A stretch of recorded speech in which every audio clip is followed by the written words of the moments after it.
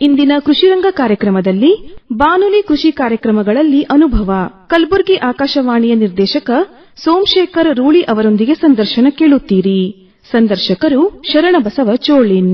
ಆತ್ಮೀಯ ಕೇಳುಗರೆ, ನಮ್ಮ ಜೊತೆಗೆ ಕಲಬುರಗಿ ಆಕಾಶವಾಣಿಯ ಕಾರ್ಯಕ್ರಮ ವಿಭಾಗದ ಮುಖ್ಯಸ್ಥರು ಶ್ರೀ ಸೋಮಶೇಖರ್ ರೂಳಿ ಅವರಿದ್ದಾರೆ.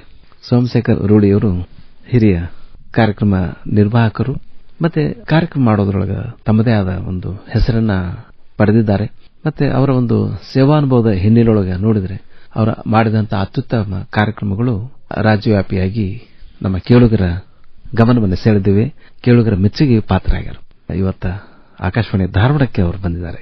ನಿಮ್ಮೆಲ್ಲರ ಪರವಾಗಿ ಆತ್ಮೀಯ ಕೇಳುಗರೆ, ಶ್ರೀ ಸೋಮಶೇಖರ್ ರೂಳಿ ಅವರನ್ನ ಸ್ವಾಗತ ಮಾಡ್ತಾ ಇದ್ದೀವಿ. ನಮಸ್ಕಾರ ಸೋಮಶೇಖರ್ ಅವರೇ. ನಮಸ್ಕಾರ ಶರಣಬಸವ ಚೋಳಿನವರೇ. ನಾನು ಕೂಡ ತಮಗೆ ತುಂಬ ಹೃದಯ ಧನ್ಯವಾದಗಳನ್ನು ಹೇಳ್ತಾ ಇದ್ದೀನಿ. ಯಾಕಂತಂದ್ರೆ ನಾವು ಮತ್ತೆ ನೀವು ಒಂದೇ ದೋಣಿ ಒಳಗ ಪ್ರಯಾಣ ಮಾಡ್ತಾ ಇರುವಂತಹವರು, ಉತ್ಸಾಹದ ಬುಗ್ಗೆಯಾಗಿ ನೀವು ಧಾರವಾಡ ಆಕಾಶವಾಣಿ ಕೇಂದ್ರವನ್ನ ಮುನ್ನಡೆಸ್ತಾ ಇದ್ದೀರಿ. ಬಹಳ ಸಂತೋಷ ಆಗ್ತದೆ. ಸ್ನೇಹಿತರು ಇಂಥ ಒಂದು ಕಾರ್ಯಕ್ರಮವನ್ನು ಮಾಡ್ತಾ ಇದ್ದಾರೆ, ಕಾರ್ಯಗಳನ್ನು ಮಾಡ್ತಾ ಇದ್ದಾರೆ. ಒಂದು ದೊಡ್ಡ ಆಕಾಶವಾಣಿ ಕೇಂದ್ರ ಇದು ನಮ್ಮ ಕರ್ನಾಟಕದ ಬಹಳ ಪ್ರಮುಖವಾದಂತಹ ಒಂದು ಆಕಾಶವಾಣಿ ಕೇಂದ್ರ. ಸುಮಾರು 75 ವರ್ಷಗಳ ಇತಿಹಾಸ ಹೊಂದಿರುವಂತಹ ಒಂದು ಕೇಂದ್ರ. ಅದರ ಸಾರಥಿಯಾಗಿ ನೀವು ಜವಾಬ್ದಾರಿಯನ್ನು ತಗೊಂಡಿದ್ದೀರಿ, ಮುಂದುವರಿಸಿಕೊಂಡು ಹೋಗ್ತಾ ಇದ್ದೀರಿ. ಹೊಸ ಹೊಸ ಪರಿಕಲ್ಪನೆಗಳ ಜೊತೆಗೆ ಹೊಸ ಕಾರ್ಯಕ್ರಮಗಳನ್ನು ಮಾಡಬೇಕು, ಜನಹಿತವಾದಂತಹ ಕೆಲಸಗಳನ್ನ, ಜನಪರವಾದಂತಹ ಕೆಲಸಗಳನ್ನ, ಶ್ರೋತೃಗಳಿಗೆ ಏನು ಬೇಕು ಅನ್ನುವಂತಹ ವಿಚಾರ ಇಟ್ಟುಕೊಂಡು ಅವರ ಮನಸ್ಸನ್ನು ತಿಳಿದು ನೀವೇನು ಕಾರ್ಯಕ್ರಮಗಳನ್ನು ರೂಪಿಸ್ತಾ ಇದ್ದೀರಿ.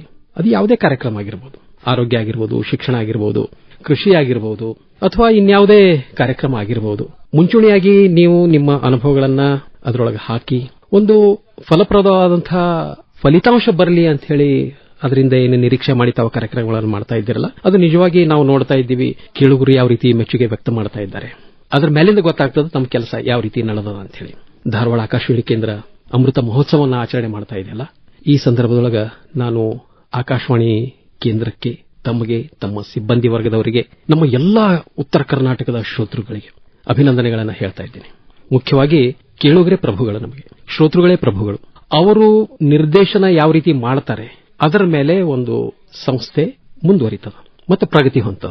75 ವರ್ಷಗಳ ಕಾಲ ಈ ಭಾಗದ ಒಂದು ಸಾಂಸ್ಕೃತಿಕ ರಾಯಭಾರಿಯಾಗಿ ಧಾರವಾಡ ಆಕಾಶವಾಣಿ ಕೇಂದ್ರ ಮುಂಚೂಣಿ ನಡೆಯನ್ನ ನಡೀತಾ ಇದೆ. ಅದಕ್ಕೆ ಕಾರಣ ಅಂತಂದ್ರೆ ನಮ್ಮ ಶ್ರೋತೃಗಳು. ಅವರಿಗೆ ನಾವು ಅಭಿನಂದನೆಗಳನ್ನು ಹೇಳಬೇಕು. ಮುಂದಿನ ದಿನಗಳಲ್ಲಿ ಸಹಿತ ಇದು ಶತಮಾನೋತ್ಸವವನ್ನು ಆಚರಣೆ ಮಾಡಲಿ ಅಂತ ಹೇಳಿ ನಾನು ಹಾರೈಸ್ತಾ ಇದ್ದೇನೆ.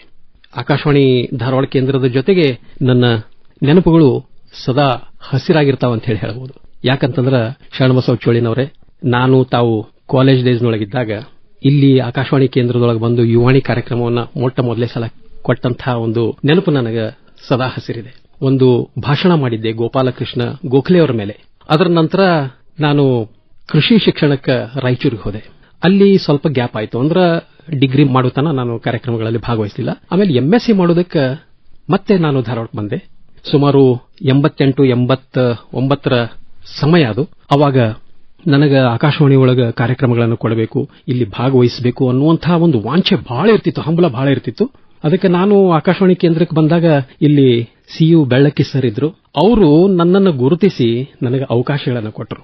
ಅನೇಕ ಕಾರ್ಯಕ್ರಮಗಳನ್ನು, ವಿಶೇಷವಾಗಿ ಯುವಾಣಿ ಕಾರ್ಯಕ್ರಮಗಳನ್ನು ಮಾಡುವುದಕ್ಕೆ ನನಗೆ ಬಹಳಷ್ಟು ಸಪೋರ್ಟ್ ಮಾಡಿದ್ರು. ಹಿಂಗಾಗಿ ಆ ಸಮಯದೊಳಗೆ ಸುಮಾರು 2-3 ವರ್ಷ ನಾನು ಕಾರ್ಯಕ್ರಮಗಳನ್ನು ಮಾಡಿದೆ. ಅವರ ಮಾರ್ಗದರ್ಶನದೊಳಗೆ ಬೆಳೆದೆ. ಅದು ಚಿತ್ರಗೀತೆಗಳ ಕಾರ್ಯಕ್ರಮ ಆಗಿರಬಹುದು, ವಿಜ್ಞಾನದ ಕಾರ್ಯಕ್ರಮಗಳಾಗಿರಬಹುದು, ಕೃಷಿ ಕಾರ್ಯಕ್ರಮ ಆಗಿರಬಹುದು, ಯಾವುದೇ ಕಾರ್ಯಕ್ರಮ ಆಗಿರಬಹುದು. ಅದನ್ನ ಯಾವ ರೀತಿ ಪ್ರೆಸೆಂಟ್ ಮಾಡಬೇಕು, ಯಾವ ರೀತಿ ಜನಪ್ರಿಯಗೊಳಿಸಬೇಕು, ಜನರಿಗೆ ಅರ್ಥ ಆಗುವಂಗ, ಜನರಿಗೆ ಮೆಚ್ಚುಗೆ ಆಗುವಂಗ, ಜನರಿಗೆ ಬೇಕಾದಂತಹ ಮಾಹಿತಿಯನ್ನು ಒದಗಿಸುವಂತಹ ಒಂದು ನಿಟ್ಟಿನೊಳಗ ಒಂದು ಕಾರ್ಯಕ್ರಮವನ್ನು ನಾವು ಯಾವ ರೀತಿ ರೂಪಿಸಬೇಕು ಅನ್ನೋದನ್ನ CU ಬೆಳ್ಳಕ್ಕಿ ಸರ್ ನಮಗೆ ಮಾರ್ಗದರ್ಶನ ಮಾಡಿ ತಿಳಿಸಿಕೊಟ್ರು. ಆಕಾಶವಾಣಿಗೆ ಬರುವುದಕ್ಕೆ ಅವರೇ ನನಗೆ ಸ್ಫೂರ್ತಿ ಅಂತ ಹೇಳಿ ಹೇಳಬಹುದು. ಸೋಮಶೇಖರ್ ಅರಳು ಹೊರದಂಗೆ ಮಾತಾಡ್ಲಿಕ್ಕೆ ಈಗ ನಾವು ವಿಚಾರ ಮಾಡಿದ್ರೆ, ನಾವು ಆಕಾಶವಾಣಿಯನ್ನ ಮಾಹಿತಿ, ಮನರಂಜನೆ, ಶಿಕ್ಷಣ ಒಂದು ಧ್ಯೇಯೋದ್ದೇಶಗಳೊಂದಿಗೆ ನಾವು ಜನರನ್ನು ಮುಟ್ತಾ ಇದ್ದೀವಿ. ಆಕಾಶವಾಣಿ ಯಾವುದೇ ಇರಲಿ, ಧಾರವಾಡ ಇರಲಿ, ಕಲಬುರಗಿ ಇರಲಿ, ಬೆಂಗಳೂರು ಇರಲಿ, ದೇಶದ ಯಾವುದೇ ಆಕಾಶವಾಣಿ ಆದರೂ ಕೂಡ ಒಂದು ಬೇರೆ ಮಾಧ್ಯಮಗಳಿಗಿಂತ ವ್ಯತಿರಿಕ್ತವಾದ ಒಂದು ಉನ್ನತ ವಿಚಾರಗಳನ್ನು ಹೊಂದಿದೆ. ಹೌದು. ಆದರೆ ನಾವು ಕೇಳುವ ಸಂಸ್ಕೃತಿಯನ್ನು ಬೆಳೆಸ್ತಾ ಇದ್ದೀವಿ. ಈ ಕೇಳುವ ಸಂಸ್ಕೃತಿ ಏನಿದೆಯಲ್ಲ, ಮಾಹಿತಿ ಇದ್ದಾವ ಗೆದ್ದಾವ ಅಂತ, ಇವತ್ತಿನ ವಿಚಾರಗಳು ನಾಳಿನ ನಮ್ಮ ಜೀವನವನ್ನು ನಿರ್ಧರಿಸ್ತಾವೆ. ನಿನ್ನೆಯ ಮೊನ್ನೆಯ ವಿಚಾರಗಳು ಇವತ್ತಿನ ನಮ್ಮ ಜೀವನವನ್ನು ನಿರ್ಧರಿಸ್ತಾ ಇದ್ದಾವೆ. ಆ ನಿಟ್ಟಿನೊಳಗೆ ಆ ವಿಚಾರಗಳ ಪ್ರತಿಪಾದಕರಾಗಿರುವಂತಹ ಆಕಾಶವಾಣಿ ಮಾಧ್ಯಮ ಏನಿದೆಯಲ್ಲ, ತಾವು ಯುವರಂಜನೆ ಕಾರ್ಯಕ್ರಮ ಮಾಡ್ತಿದ್ರಿ. ನಾವು ಬಂದಾಗ ನಿಮ್ ಬೆರಗುಗಳಿಂದ ನೋಡ್ತಿದ್ದೆ ನಾನು. ಯಾಕಂದ್ರೆ ನೀವು ಆಕಾಶವಾಣಿ ಮೊದಲು ಬಂದವರು, ನಾ ಆಮೇಲೆ ಬಂದವರು. ನಾನು ನಿಮ್ಮನ್ನ ಬೆರಗು ಗಣ್ಣುಗಳಿಂದ ನೋಡ್ತಿದ್ದೆ. ಆಮೇಲೆ ಇಷ್ಟು ಆ ಉತ್ಸಾಹ ತಗೋತಿದ್ರಿ. ಎಷ್ಟು ಉತ್ಸಾಹದಿಂದ ಬರ್ತಾರಲ್ಲ. ಆಕಾಶವಾಣಿ ಸೇರಿಲ್ಲ ಇನ್ನು, ಆಕಾಶವಾಣಿ ಸೇರಿಲ್ಲ. ಅವಕಾಶಗಳ ಮಹಾಪೂರ್ ಇದೆ. ಕೃಷಿ ವಿಶ್ವವಿದ್ಯಾಲಯದ ಪ್ರೊಫೆಸರ್ ಆಗಬಹುದು, ಆದ್ರೆ ಆಕಾಶವಾಣಿ ಬಗ್ಗೆ ಎಷ್ಟು ತಹತಯಿಸ್ತಾರಲ್ಲ ಅಂತ ಹೇಳಿ ನಿಮ್ಮ ನೋಡಿ ನಾವು ಸೋಜಿಗೆ ಪಟ್ಟದ್ದು ಉಂಟು. ಮತ್ತೆ ನಿಮ್ಮ ಒಂದು ಏನಿದಲ್ಲ ಕಮಿಟ್ಮೆಂಟ್ ಅಂತೀವಲ್ಲ, ಅಂದ್ರೆ ಒಂದು ತನ್ಮಯತೆ, ಇಷ್ಟು ತನ್ಮಯರಾಗಿ ಆಕಾಶವಾಣಿಗೆ ನೀವು ಕಾರ್ಯಕ್ರಮ ನೀಡ್ಲಿಕ್ಕೆ ಬರ್ತಿದ್ರಿ. ಆ ದಿನಗಳು ನಮ್ಮ ಖರೇನ ನೀವು ಬಂದಾಗ ನನ್ನ ಜೊತೆಗೆ ನನಗೂ ಒಂಥರ ಉತ್ಸಾಹ ತರ್ತಿದ್ದೆ. ಆ ನೆನಪುಗಳನ್ನು ಮಾಡ್ಕೋಬಹುದಾ? 94 ಅದು ಗೋಲ್ಡನ್ ಪೀರಿಯಡ್ ಅಂತ ಹೇಳಿ. 91, 92 ಕಣ. ಅದು 90ರಿಂದ 92, 93 ಸಮಯ. ಅದಕ್ಕಿಂತ ಮೊದಲು ಕೂಡ ನಾನು ಏನು PG ಮಾಡ್ತಾ ಇರುವಂತಹ ಸಂದರ್ಭದೊಳಗ ಸಾಕಷ್ಟು ಕಾರ್ಯಕ್ರಮದೊಳಗ ಭಾಗವಹಿಸಿದ್ದೆ. ಯುವರಂಜನೆ ಕಾರ್ಯಕ್ರಮ ಅಂತ ತಾವೇನು ನೆನಪು ಮಾಡಿಕೊಟ್ರಿ, ಅಂತಹ ಕಾರ್ಯಕ್ರಮಗಳು ಮತ್ತೆ ವಿಜ್ಞಾನದ ಕಾರ್ಯಕ್ರಮಗಳು. ನನಗ ಮೊದಲಿಂದ ಏನಪ್ಪಾ ಅಂತಂದ್ರ ರೇಡಿಯೋದ ಬಗ್ಗೆ ಬಹಳಷ್ಟು ಕುತೂಹಲ ಸಣ್ಣವಿದ್ದಾಗಿಂದನೇ. ಯಾಕಪ್ಪ ಅಂತಂದ್ರೆ ನಮ್ಮ ಮನೆಯೊಳಗೆ ನಮ್ಮ ತಂದೆಯವರು ಯಾವತ್ತೂ ಒಂದು ರೇಡಿಯೋ ಸೆಟ್ ಅನ್ನ ಇಟ್ಟಿರ್ತಿದ್ರು, ಮತ್ತೆ ಅದಕ್ಕೆ ಬಹಳ ಕಾಳಜಿ ಮಾಡ್ತಾ ಇದ್ರು. ಅವರು ಸಿಂಗಾರ ಮಾಡೋದು, ಅದನ್ನ ಚಲೋತ್ನಾಗ ಇಟ್ಕೊಳ್ಳೋದು, ಸ್ವಚ್ಛವಾಗಿಡೋದು, ಅದನ್ನ ಯಾವತ್ತೂ ಸುಸ್ಥಿತಿ ಒಳಗಿರುವಂಗ ನೋಡ್ಕೊಳ್ತಾ ಇದ್ರು. ಮತ್ತೆ ಅದರೊಳಗೆ ಏನಾಗ್ತಿತ್ತಪ್ಪ ಅಂತಂದ್ರೆ ಮುಖ್ಯವಾಗಿ ಕ್ರಿಕೆಟ್ ಕಾಮೆಂಟ್ರಿ ಕೇಳ್ತಾ ಇದ್ರು. ಅದರ ಜೊತೆಗೆ ಚಿತ್ರಗೀತೆಗಳಂತೂ ಬರ್ತಾ ಇದ್ವು. ಹಿಂಗಾಗಿ ಏನಾಗ್ತಿತ್ತಪ್ಪ ಅಂತಂದ್ರೆ ಇಡೀ ವಿಶ್ವದ ಜ್ಞಾನವನ್ನ ನಮಗ ಆಕಾಶವಾಣಿ ರನ್ನಿಂಗ್ ಕಾಮೆಂಟ್ರಿ ಮೂಲಕ ಕೊಟ್ಟಿತು ಅಂತ ಹೇಳಿ ಹೇಳ್ಬೋದು. ಇವತ್ತು ನಮಗೇನಾದ್ರೂ ಜಗತ್ತಿನ ಭೌಗೋಳಿಕ ಸನ್ನಿವೇಶಗಳು ಗೊತ್ತದಾವ ಅಂತಂದ್ರೆ, ಅಂದ್ರೆ ಜಗತ್ತು ಯಾವ ರೀತಿ ಅದ, ಯಾವ ದೇಶ ಎಲ್ಲಿದೆ, ಯಾವ ಖಂಡ ಎಲ್ಲಿದೆ ಅಂತ ಹೇಳಿ ಆ ಸಮಯದೊಳಗೆ ನಮಗೆ ಗೊತ್ತಾಗಿದ್ದು ರೇಡಿಯೋದ ಮುಖಾಂತರ. ಆಸ್ಟ್ರೇಲಿಯಾ ಎಲ್ಲದ, ಅಮೆರಿಕ ಎಲ್ಲದ, ವೆಸ್ಟ್ ಇಂಡೀಸ್ ಎಲ್ಲದ, ಇಂಗ್ಲೆಂಡ್ ಎಲ್ಲದ, ಆಫ್ರಿಕಾ ಎಲ್ಲದ. ಯಾಕಪ್ಪ ಅಂತಂದ್ರ ಆ ಸಮಯದೊಳಗ ಕಾಮೆಂಟ್ರಿ ಒಳಗ ಇಷ್ಟು ಅದ್ಭುತವಾದಂತಹ ಒಂದು ಮಾಹಿತಿ ಇರ್ತಿತ್ತು. ಆ ಮಾಹಿತಿ ಇಡೀ ಕಲ್ಚರ್ನ ನಮಗೆ ಪ್ರತಿಬಿಂಬಿಸ್ತಾ ಇತ್ತು. ಅವರು ಕಾಮೆಂಟ್ರಿ ಹೇಳಂತವ್ರು ಹಿಂದಿ ಒಳಗೆ ಹೇಳ್ತಿದ್ರು, ಇಂಗ್ಲಿಷ್ ಒಳಗೆ ಹೇಳ್ತಿದ್ರು. ಆಮೇಲೆ ಅಂಥ ಒಂದು ಕಾಮೆಂಟ್ರಿ ಕೇಳಿ ಅದು ಜ್ಞಾನದ ಭಂಡಾರನೇ ಆಗಿತ್ತು. ಹಿಂಗಾಗಿ ಒಂದು ಕ್ರಿಕೆಟ್ ಮ್ಯಾಚ್ ಒಂದು ಮೆಲ್ಬೋರ್ನ್ ಒಳಗೆ ನಡೆದ ಅಂತಂದ್ರ ಅಲ್ಲಿ ಯಾವ ದೇಶದು, ಆಮೇಲೆ ಆ ಸ್ಟೇಡಿಯಂ ಹೆಸರೇನು, ಅಲ್ಲಿ ಜನಜೀವನ ಹೆಂಗಿದೆ, ಇವೆಲ್ಲ ನಮಗೆ ಅವಾಗ ಪರಿಚಯ ಆದಂಥದ್ದು. ಹಿಂಗಾಗಿ ಇಡೀ ವಿಶ್ವ ನಮ್ಮ ಮನಸ್ಸಿನೊಳಗ ಅವಾಗ ಅಚ್ಚೊತ್ತಿದಂಗಾಗಿತ್ತು. ಸೋಮಶೇಖರ್, 1947 ನಮ್ಮ ಸ್ವಾತಂತ್ರ್ಯ ಸಿಕ್ಕ ನಂತರ 2000 ಇಸ್ವಿವರೆಗೆ, ಅಂದ್ರೆ ಕಳೆದ ಶತಮಾನದೊಳಗೆ ಹೆಚ್ಚು ಅದು ಸುವರ್ಣ ಯುಗ, ಆಕಾಶವಾಣಿಯ ಯುಗ ಅಂತಾನೆ ನಾವು ಕರೀಲಿಕ್ಕೆ ಇಷ್ಟಪಡ್ತೇನೆ. ಯಾಕಂದ್ರೆ 90 ನಂತರ ಬೇರೆ ಬೇರೆ ಮಾಧ್ಯಮಗಳ ಪ್ರಭಾವ ಆಯ್ತು. ಆದ್ರೂ 2000ವರೆಗೆ ಗ್ರಾಮೀಣ ಪ್ರದೇಶದೊಳಗೆ ಇನ್ನೂ ರೇಡಿಯೋ ಬಹಳ ಉತ್ತುಂಗಕ್ಕಿತ್ತು. ರೇಡಿಯೋ ಕಾರ್ಯಕ್ರಮಗಳು ಅಂದ್ರೆ ಇಷ್ಟು ಅಂದ್ರೆ ಆ ಒಂದು ಜವಾಬ್ದಾರಿ ಇದೆಲ್ಲ, ಆ ಒಂದು ಸಾಂಸ್ಕೃತಿಕ ರಾಯಭಾರಿಯಾಗಿ 1947 2000 ನಂತರ ಈಗೂ ಮುಂದುವರೆದು ನಾವು ಮಾತಾಡ್ತಾ ಇದ್ವಲ್ಲ, ಆಕಾಶವಾಣಿ ತನ್ನ ಒಂದು ಜವಾಬ್ದಾರಿಯನ್ನು ತುಂಬಾ ಗಮನಾರ್ಹವಾಗಿ ಮಾಡಿತು. ಧಾರವಾಡ ಆಕಾಶವಾಣಿ ವಿಶೇಷವಾಗಿ ಒಂದು ಧಾರವಾಡ ಅಂದ್ರೆ ಸಂಗೀತಗಾರ ನಾಡು ಮತ್ತು ಸಾಹಿತಿಗಳ ನೆಲೆಬೀಡು. ಹಾಗಿರೋದ್ರಿಂದ ನಾಟಕಕಾರರ ಒಂದು ತವರೂರು ಕೂಡ. ಸೊ ಆ ನಿಟ್ಟಿನೊಳಗೆ ಈ ಒಂದು ಸಾಂಸ್ಕೃತಿಕ ಹಿರಿಮೆ ಸಾರುವಂತ ಧಾರವಾಡಕ್ಕೆ ರಂಗನಾಥ್ ದಿವಾಕರ್ ಅವರು ಮೊದಲನಾಗಿ ಸರ್ಕಾರಿ ರೇಡಿಯೋವನ್ನು ತಗೊಂಡು ಬಂದ್ರು.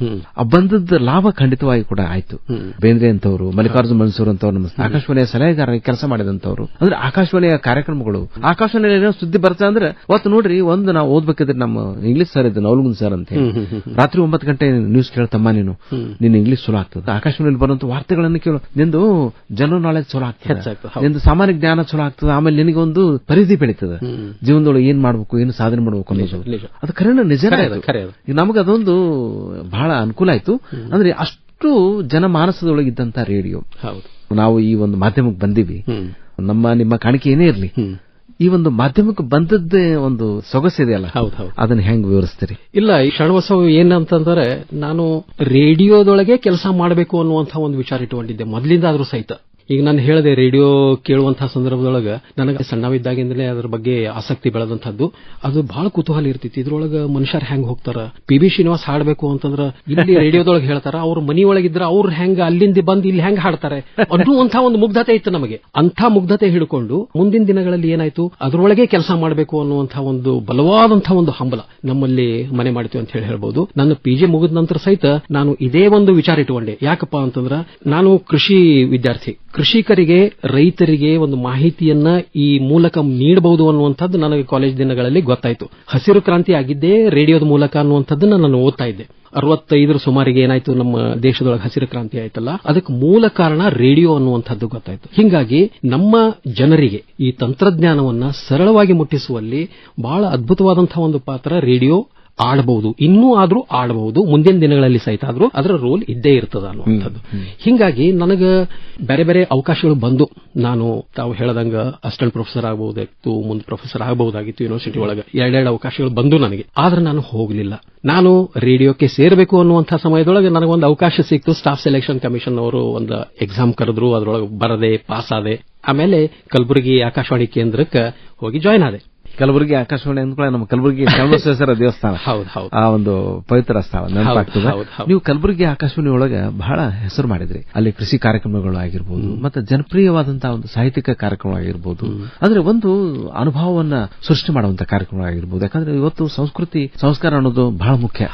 ಅದನ್ನ ಜನರ ಮನಸ್ಸಿನೊಳಗೆ ಬಿಂಬಿಸಬೇಕು ಅಂತ ಹೇಳಿ ರೇಡಿಯೋ ಜೊತೆಗೆ ನೀವು ಪ್ರಯತ್ನ ಮಾಡಿದ್ರಿ. ತಮ್ಮ ಒಂದು ದೀರ್ಘವಾದ ಒಂದು ಅನುಭವ ಅದಲ್ಲ, ಅದು ಬಹಳ ನೆನಪುಗಳನ್ನ ನಮಗೆ ಕಟ್ಟಿಕೊಡ್ತದೆ. ನೀವು ಎಷ್ಟು ಜನಪ್ರಿಯ ಆಗಿದೆ ಅಂತಂದ್ರೆ ನಮ್ಮ ಬಿಜಾಪುರದವರು ಎಲ್ಲ ಬಂದು ನಮ್ಮ ಹತ್ರ ನಿಮ್ಮ ಬಗ್ಗೆ ಹೇಳ್ಕೊಳ್ಳೋರು. ನಮ್ಗೆ ನಿಜವಾಗಿ ಅಭಿಮಾನ ಆಗ್ತದ. ಸೋಮಶೇಖರ್, ನಿಮ್ಮ ಕಾರ್ಯಕ್ರಮಗಳು, ನಿಮ್ಮ ಕೃಷಿ ಕಾರ್ಯಕ್ರಮಗಳು ಇಷ್ಟು ತನ್ಮಯರಾಗಿ ನೀವು ಕಾರ್ಯಕ್ರಮ ನೀಡಿದ್ರಲ್ಲ, ಆ ಸಾರ್ಥಕತೆ ನಿಮ್ಗೆ ಹೆಂಗದ? ಅದು ಬಹಳ ಖುಷಿ ಕೊಡುವಂತಹದ್ದು ಚೋಳಿನವರೇ. ಯಾಕಪ್ಪ ಅಂತಂದ್ರೆ ನಮಗ ನಮ್ಮ ಕೆಲಸದಿಂದ ತೃಪ್ತಿ ಸಿಗಬೇಕು. ನಾವು ಮಾಡುವಂತಹ ಒಂದು ಕೆಲಸದೊಳಗ ನಮಗೆ ಆಸಕ್ತಿ ಇದ್ರೆ ಮಾತ್ರ ಅದು. ಆಮೇಲೆ ತೀವ್ರವಾದಂತಹ ಒಂದು ಹಂಬಲ ಬೇಕಾಗ್ತದೆ. ನಾನು ಜನರ ಸಲುವಾಗಿ ಕೆಲಸ ಮಾಡ್ತಾ ಇದ್ದೀನಿ, ಜನರಿಗೆ ಏನ್ ಬೇಕು ಅನ್ನುವಂಥದ್ದನ್ನ ವಿಚಾರ ಮಾಡಿ ಅವರಿಗೆ ಕಟ್ಟಿಕೊಡುವಂತಹ ಒಂದು ಕೆಲಸ ಏನು ನಾವು ಮಾಡಬೇಕು ಅಂತೀವಲ್ಲ, ಅಂತ ಒಂದು ಏನು ನಮ್ಮ ಮನಸ್ಥಿತಿ ಇರತೈತಲ್ಲ, ಜನರಿಗೆ ಸಹಾಯ ಮಾಡುವಂಥದ್ದು, ಜನರಿಗೆ ಮಾರ್ಗದರ್ಶನ ಮಾಡುವಂಥದ್ದು, ಆಕಾಶವಾಣಿಯ ಮೂಲಕ ನನಗೆ ಅವಕಾಶ ಸಿಕ್ಕಿದೆ ಜನರ ಸೇವೆ ಮಾಡೋದಕ್ಕೆ. ಅದಕ್ಕೆ ನಾನು ಆ ಸೇವೆಯನ್ನ ಸಾರ್ಥಕಗೊಳಿಸಿಕೊಳ್ಳಬೇಕು ಅನ್ನುವಂಥದ್ದು ಒಂದೇ ವಿಚಾರ ಮಾಡಿ ಎಷ್ಟು ಸಾಧ್ಯದ ನನ್ನ ಕಡೆಯಿಂದ ಅದನ್ನ ಜನರಿಗೆ ಮುಟ್ಟಿಸುವಂತಹ ಒಂದು ಕೆಲಸವನ್ನ ಮಾಡಿದೆ. ಇದು ನಮಗೆ ಆಸಕ್ತಿ ಮತ್ತು ಉತ್ಸಾಹ ಮೂಲ. ಉಳಿದಿದ್ದು ಏನೇನೂ ನಾನು ವಿಚಾರ ಮಾಡಲಿಲ್ಲ. ನನಗೊಂದು ಅವಕಾಶ ಸಿಕ್ಕಿದೆ ಜನಸೇವೆಗೆ, ಅದನ್ನು ಮಾಡಿದ್ರಾಯ್ತು. ಒಂದು ಸಂಸ್ಕೃತಿಯನ್ನು ಉಳಿಸುವಂತಹ ಒಂದು ಕೆಲಸಕ್ಕೆ ಒಂದು ಅವಕಾಶ ಸಿಕ್ಕಿದೆ, ಅದನ್ನು ಮಾಡಿದ್ರಾಯ್ತು. ರೈತರಿಗೆ ಯಾಕೆ ನಾನು ಮುಖ್ಯವಾದಂತಹ ಒಂದು ರೋಲ್ ಕೊಡ್ತೀನಿ ಅಂತಂದ್ರೆ, ಅವರು ಹೆಚ್ಚು ಕಡಿಮೆ ಬಹಳ ನಿರಕ್ಷರಗಳಿರ್ತಾರೆ. ಅವರಿಗೆ ಸಾಕ್ಷರತೆ ಬಹಳ ಇರುವುದಿಲ್ಲ. ಕೆಲವು ವರ್ಷಗಳ ನಾವು ಹಿಂದೆ ನೋಡಿದ್ರೆ, ಈಗ ಒಂದ್ ಸ್ವಲ್ಪ ಸುಧಾರಣೆ ಆಗಿದೆ, ಬಹಳಷ್ಟು ಜನ ಕಲಿತಾ ಇದ್ದಾರೆ. ಆದ್ರೆ ಮೊದಲಿನ ದಿನಗಳಿಗೆ ನಾವು ಹೋಲಿಸಿ ನೋಡಿದ್ರೆ ಅವಾಗ ಸಾಕ್ಷರರಾಗ್ತಾ ಇರಲಿಲ್ಲ. ಬಹಳ ಸಣ್ಣ ವಯಸ್ಸಿನೊಳಗೆ ಅವರು ಕೃಷಿಗೆ ಬರ್ತಾ ಇದ್ರು. ವಿಜ್ಞಾನ ಏನು ಹೇಳುತ್ತದೆ ಅದನ್ನ ಅರಗಿಸಿಕೊಳ್ಳುವುದು ಅವರಿಗೆ ಬಹಳ ಕಷ್ಟ ಆಗುವಂತಹ ಒಂದು ಸಮಯ. ಅದಕ್ಕೆ ನಾವು ಎಷ್ಟು ಸರಳವಾಗಿ ಅವರ ಭಾಷೆಯೊಳಗೆ, ಅವರ ಆಕ್ಸೆಂಟ್ದೊಳಗೆ, ಅಂದ್ರೆ ಅವ್ರ ಭಾಷೆಯೊಳಗೆ ಅವ್ರಿಗೆ ತಿಳಿಯುವಂಗೆ ಹೇಳುವಂತಹ ಒಂದು ಕೆಲಸ ಮಾಡಿದ್ರೆ ಅವರಿಗೆ ಅರ್ಥ ಆಗ್ತದೆ. ಈ ನಿಟ್ಟಿನೊಳಗೆ ನಾವು ಪ್ರಯತ್ನ ಮಾಡಿ ಅದು ಏನಪ್ಪಾ ಅಂತಂದ್ರೆ ನಾವು ಜನರಿಗೆ ಹತ್ತಿರ ಆಗುವಂತಹ ಒಂದು ಸಂಬಂಧವನ್ನ ಕಲ್ಪಿಸ್ತೀವಿ. ಸೋಮಶೇಖರ್, ಜನ ಹೇಳ್ತಾರೆ ಸೋಮಶೇಖರ್ ಅವರು ನೀವು ಮಾಡೋ ಸಂದರ್ಶನದೊಳಗೆ ಸಾಮ್ಯತೆ ಇರ್ತದೆ. ಒಂದು ಸಂದರ್ಶನದೊಳಗೆ ನಮ್ದು ವೈಯಕ್ತಿಕವಾಗಿ ನಾವು ಹೇಳೋದಂದ್ರೆ, ಈಗ ಸಂದರ್ಶನಕಾರ ಅವ್ರ ಜವಾಬ್ದಾರಿ ಬಹಳ ಅದ. ಯಾಕಂದ್ರೆ ಯಾರೋ ಒಬ್ಬರು ಸಂದರ್ಶನಕ್ಕೆ ಬಂದಾಗ ಅವ್ನ ಯಾವ ರೀತಿ ಸಂದರ್ಶನ ಮಾಡಬೇಕು, ಅವರಲ್ಲಿರೋ ಒಂದು ಉದ್ದೀಪನ ಮಾಡುವಂತದ್ದು, ಅವರಲ್ಲಿರೋ ಒಂದು ಉನ್ನತವಾದದ್ದು ಹೊರಗೆ ಬರಬೇಕು ಅಂತಂದ್ರೆ ಸಂದರ್ಶನಕಾರರ ಕೆಲಸ ಬಹಳ. ನಾನು ಸುಮಾರು 4-5 ಸಾವಿರ ಸಂದರ್ಶನಗಳು ಮಾಡಿದ್ದೀನಿ. ನನಗೆ ಆ ಒಂದು ತೃಪ್ತಿ ಅದ. ಅಂದ್ರೆ ಒಂದು ಸಂದರ್ಶನದಲ್ಲಿ ಒಂದು ವೈಶಿಷ್ಟ್ಯತೆಯನ್ನು ತೆಗೆದುಕೊಂಡ್ ಬರ್ಲಿಕ್ಕೆ ನಿಮ್ ಜೊತೆಗೆ ನಾನು ಕೂಡ ಕಾರಣ ಆಗಿದ್ದೀನಿ ಅನ್ನೋದು ನನಗೆ ಹೆಮ್ಮೆ ಇದೆ. ಅಂದ್ರೆ ಮುಖ್ಯವಾಗಿ ಇವತ್ತು ಆಕಾಶವಾಣಿ ಸಂದರ್ಶನಗಳು ತುಂಬಾ ಜನಪ್ರಿಯವಾಗಿವೆ. ಯಾಕಂದ್ರೆ ಆಕಾಶವಾಣಿಯ ಸಂದರ್ಶನ ಕೇಳಿ ಶ್ರೋತೃರು ಏನ್ ಮಾಡ್ತಾರೆ, ಕಲ್ಪನೆ ಮಾಡ್ಕೋತಾರೆ. ಈ ತರ ಒಂದು ವಿಚಾರಗಳನ್ನು ನಾವು ದೀರ್ಘಕಾಲವಾಗಿ ನಾವು ಸಂಭಾಷಣೆಯನ್ನು ಕೇಳಿದಾಗ ಬರೀ ಭಾಷಣ ಕೇಳಿದ್ರೆ ಬೇಜಾರಾಗುತ್ತೆ. ಆದ್ರೆ ಸಂದರ್ಶನ ಕೇಳಿದಾಗ ಒಂದು ಉತ್ಸಾಹವನ್ನ ತರುವಂತ ಕೆಲಸ, ಆಮೇಲೆ ಒಂದು ಜೀವನೋತ್ಸಾಹ. ಮತ್ತೊಮ್ಮೆ ನಾವು ಆ ವಿಷಯದ ಕರೆದು ನಾವು ಗಮನ ಹರಿಸಿ ಈ ತರ ನಾವು ಯಾಕೆ ಮಾಡಬಾರ್ದು, ಇಂಥ ಮಾತುಗಳನ್ನ ಕೇಳಿ ನಾನು ಇದು ಮಾಡ್ಲಿಕ್ಕೆ ತಯಾರಾಗಬೇಕು ಅನ್ನೋದು. ಈಗ ಉದಾಹರಣೆಗೆ ನೀವು ಕೃಷಿ ರಂಗ ಬಗ್ಗೆ ಹೇಳ್ತಾ ಇದ್ದೀರಿ. ಕೃಷಿ ಕಾರ್ಯಕ್ರಮಗಳು ಅಂದ್ರೆ ಖಂಡಿತವಾಗಿ ಕೂಡ ಆಕಾಶವಾಣಿ ಸಾಕಷ್ಟು ಜನರಿಗೆ ಎಚ್ಚರಿಸುವ ಕೆಲಸವನ್ನು ಮಾಡಿದೆ. ಇವತ್ತ ಗೊಬ್ಬರ ಹಾಕೋದಿರ್ಬೋದು, ಅಥವಾ ಸಾವಯವ ಕೃಷಿಯಿಂದ ಹಿಮ್ಮುಖ ಆಗ್ತಾ ಇರುವಂತಹ ಜನರು ನೋಡೋದಿರ್ಬೋದು, ಅಂದ್ರೆ ದನ ಕರುಗಳನ್ನು ಸಾಕದೇ ಇರುವಂತದ್ದು, ಇವುಗಳನ್ನು ನೋಡೋದು ಅವನ್ ಎಚ್ಚರಿಸ್ತಾನೆ ಬಂದೀವಿ ನಾವು. ಇವತ್ತು ನಮ್ಮ ನೋಡ್ರಿ ಪರಿಸ್ಥಿತಿ ಅಂದ್ರೆ ಎಷ್ಟು ವಿಶೇಷವಾಗಿ ನಿಮ್ಮ ಗುಲ್ಬರ್ಗ, ಅಥಣಿ ಆ ಕಡೆ ಎಲ್ಲ ಒಂದಿಷ್ಟು ಸವಳು ಜವಳು ಆಗ್ಲಿಕ್ಕೆ ಆಗ್ತದೆ. ಯಾಕಂದ್ರೆ ಸಾವಯವ ಅಂಶ ಕಡಿಮೆ ಆಗಿದೆ, ಭೂಮಿಯಲ್ಲಿ ಜೀವಸತ್ವ ಕಡಿಮೆ ಆಗಿದೆ. ಅಂದ್ರೆ ಇದರ ಅರ್ಥ ನಿರಕ್ಷರಗಳಾಗಿದ್ದು ಒಂದು ಕಾರಣ. ಅಂದ್ರೆ ಅಂದಾಜಲ್ಲಿ ನಾವು ಕೃಷಿ ಮಾಡಿದ್ರೆ ಖರ್ಚು ಹೆಚ್ಚಾಗುತ್ತೆ, ಇಳುವರಿ ಕಡಿಮೆ ಆಗುತ್ತೆ. ಇದು ಇವತ್ತು ಗಮನಕ್ಕೆ ಬಂದದ. ಆದ್ರೆ ಈಗ ವೈಜ್ಞಾನಿಕವಾಗಿ ಕೃಷಿ ಮಾಡುವಂತವರು ಸಾಕಷ್ಟು ಲಾಭವನ್ನು ಗಳಿಸ್ತಾ ಇದ್ದಾರೆ. ಇವತ್ತೇನು ಕೃಷಿ ಬೆಳವಣಿಗೆ ಆಗಿದೆ, ಕೃಷಿಯಲ್ಲಿ ಅಭಿವೃದ್ಧಿ ಆಗಿದೆ. ರೈತರು ಸಾಕಷ್ಟು ಪೈಪೋಟಿಯುಕ್ತವಾಗಿ ಒಂದು ತಮ್ಮದೇ ಆದ ಕಂಪನಿಗಳನ್ನು ಕಟ್ಟಿಕೊಂಡಿದ್ದಾರೆ. ರೈತ ಉತ್ಪಾದಕ ಕಂಪನಿಗಳಿದೆ.